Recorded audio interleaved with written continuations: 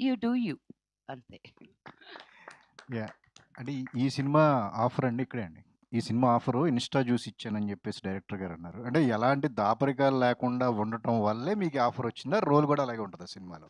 అంటే నేను అదే అన్నాను కదా! ఫస్ట్ నేనెళ్ళినప్పుడు సైకియాట్రిస్ట్ నేను చాలా ఆఫీషియల్‌గా ఉండాలి. ఏం జరుగుతుందమ్మా అనుకుంటా. ఆయన సగం హాఫ్ డే చూసాడు. ఇలా కాదమ్మా ఇంకొంచెం ఏంటండి ఇంతకంటే సైకియాట్రిస్ట్ ఏం చేస్తారని.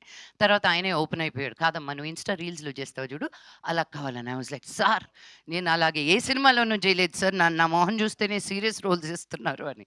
సో, ఇంకా ఆయన నాకు ఆ డోర్ ఓపెన్ చేశాక ఇంకా ఐ వెంట్ ఫ్లయింగ్. సో ఏంటండి రోల్స్ విషయంలో ఆర్ యూ సాటిస్ఫాక్టరీగా ఉన్నారా? ఇంకా రావాలి అని కోరుకుంటున్నారా? ఎట్లాగండి? నేనింకా తప్పటడుగులేస్తున్న ఫీలింగండి.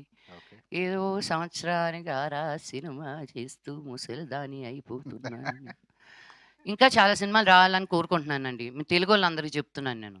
లక్ష్మి గారు. ఆ! ఎందుకు సార్? ఎందుకండి? తెలుగు ఆ! వాళ్ళే ఎందుకు మీకు అవకాశాలు ఇవ్వట్లేదు? ఏమో అండి తెలుగోళ్ళకే ఇవ్వట్లేదు. లక్ష్మి గారు. నేనెప్పుడు కొట్టుకునేదే అది. ఈ సినిమాని పర్టిక్యులర్‌గా ముంబైలో 2 లాంగ్వేజ్‌లో డబ్బింగ్ చెప్పడానికి కారణం ఏంటి? అక్కడ డబ్బింగ్